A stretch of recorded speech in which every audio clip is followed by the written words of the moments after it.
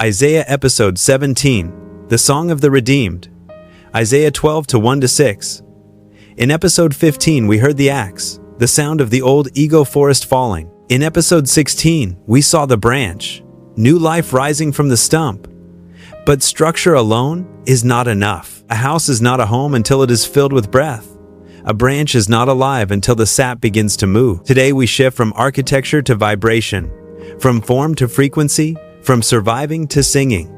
We enter Isaiah chapter 12, only 6 verses, and in the metaphysical realm, brevity often signals concentration. This is not just a poem, it is a sonic key, a vibrational blueprint, the sound the soul makes when it stops bracing for impact and starts remembering it belongs to reality. Brief disclaimer: this is a metaphysical and psychological inquiry using concepts associated with the Seth Speaks material as a conceptual lens. It is not a replacement for scripture, doctrine, or personal faith. The Bible is honored here as sacred text. Our purpose is educational and philosophical. Isaiah begins, In that day you will say, O Lord, I will praise you. Though you were angry with me, your anger is turned away, and you comfort me. To the surface mind, this sounds like divine mood swings. But through our lens, in that day marks a shift in consciousness. In the Seth material, time is not a thin line of snapshots. It is a spacious present, many moments existing as coordinates within awareness. So, in that day is not a calendar date. It is a location in consciousness. It is the moment you step out of linear trauma time, what happened to me, and into vertical identity time, who I am now. In psychology, when we live out of alignment, reality feels hostile. Consequences feel like punishment. Friction feels personal. Seth would say our inner beliefs generate the patterns we meet, and the emotional tone of those beliefs becomes the music shaping our experience. So, anger can be the mind's interpretation of resistance, what it feels like when our constructs collide with the deeper order of life.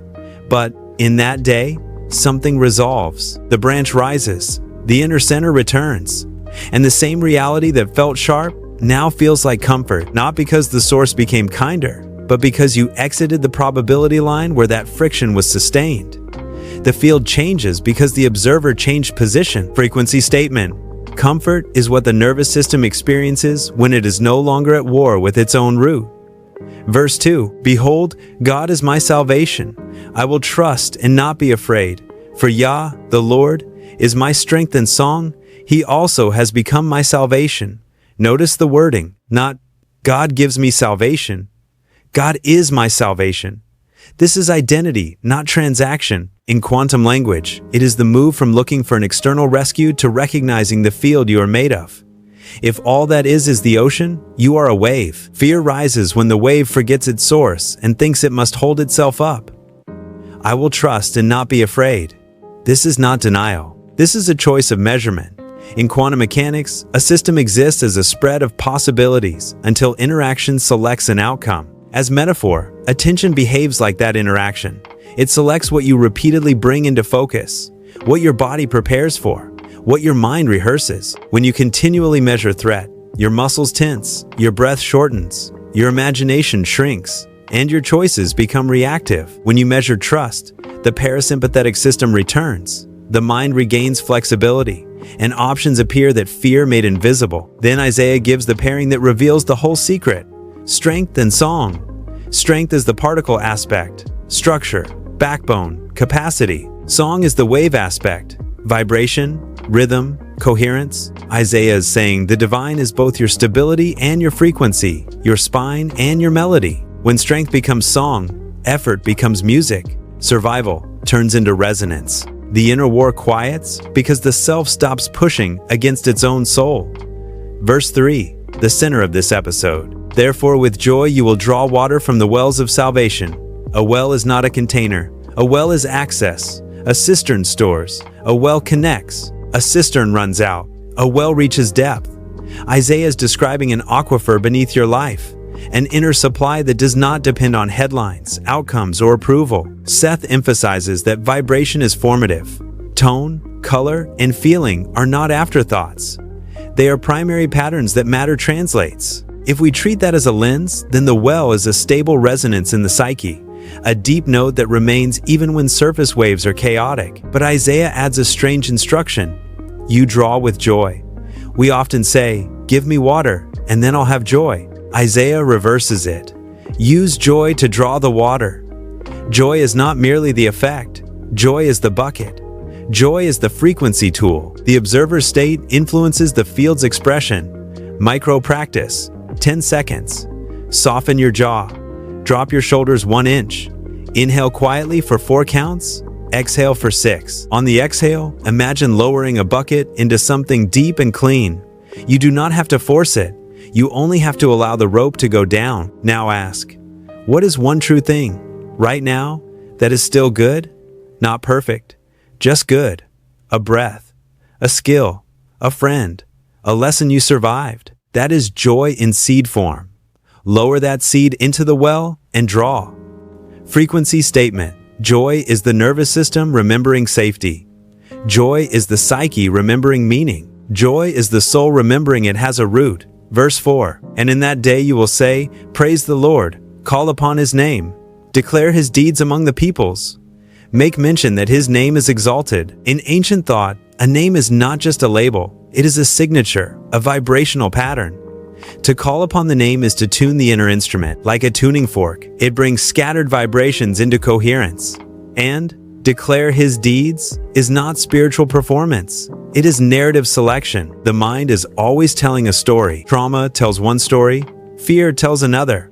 Isaiah invites the redeemed mind to tell a truer story, to name what heals, to remember what delivered, to amplify what is excellent. This is not toxic positivity. It is disciplined perception. In CBT language, it is moving from rumination to meaning, shifting attention from automatic catastrophizing to evidence-based hope. In quantum metaphor, it is choosing which pattern you reinforce by attention and repetition. Isaiah does not say, "Hide your pain." He says, "Make mention." That is deliberate. That is conscious. That is placing a higher reality back at the top of your mind so your suffering does not become your God. Verse 5. Sing to the Lord, for he has done excellent things. This is known in all the earth. Now the text becomes explicit. Sing. Seth often speaks of sound and color as the deeper language of reality, frequencies just beyond our ordinary senses. Modern science gives us a visible parable, cymatics, the study of visible sound. Think of experiments where sand sits on a metal plate and a tone vibrates through it. When the frequency is chaotic, the sand is disorder. But when the tone is coherent, the sand jumps into geometry, Chladni patterns, mandalas, lattices, perfect forms. The same matter, reorganized by vibration. Isaiah 12 is that coherent tone. It reorganizes the sand of your life, your health, your finances, your relationships, into a more coherent geometry, not by magical shortcuts, but by coherence. Clearer choices, steadier breathing, cleaner perception, stronger boundaries, wiser timing. Singing is alignment in motion, breath, voice, rhythm, intention, integrated. Fear fragments attention into 1,000 alarms, but a song gathers attention into one stream. Even a quiet hum can bring your body back into unity. Frequency statement. Coherence is not about volume, it is about truth. And when many people remember the same truth together, something social happens. Calm becomes contagious. Gratitude becomes permission. Hope becomes an invitation. Isaiah hints at this when he says, "Known in all the earth." Coherence spreads because it feels like home. Then the final verse, a crescendo. "Cry out and shout, O inhabitant of Zion, for great is the Holy One of Israel in your midst." Isaiah ends with audible liberation, not silent coping, not private despair. Sound breaks suppression. Sound declares presence. And the reason is stunning. The Holy One is in your midst, not distant, not postponed. In your midst means at the center, the inward place, the living core.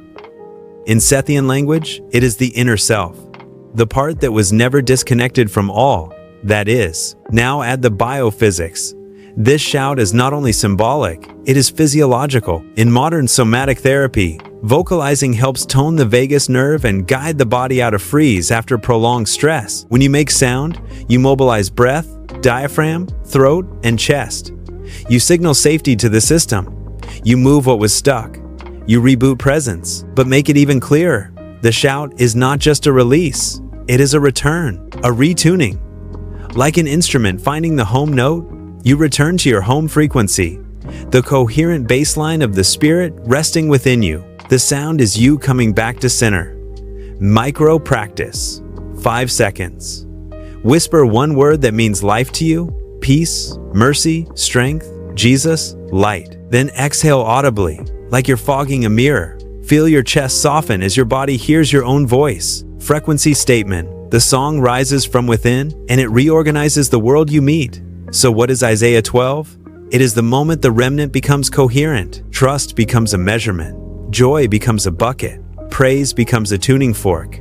Singing becomes cymatics for the soul. And the shout becomes a nervous system returned to home frequency. Before we close, check your frequency. What bucket are you using today? Worry, comparison, duty, resentment? Put it down. Take up joy, small, honest, real. Draw from the well. Then sing, even softly, even imperfectly. Next episode, Isaiah turns outward toward the noise of empire. Episode 18, The Burden of Babylon. But for now, stay here. Let the well do its quiet work. Let the spacious present open. Let today be that day. If this series helps you sharpen your inner sight, subscribe to Quantum Spirituality TV and Qeosh TV. By joining, you help us amplify this coherence field. Remember, the tool is powerful, the hand is holy, and the song is your birthright. Leave a comment below. What bucket are you putting down today? Let's witness each other's transition from noise back to the song.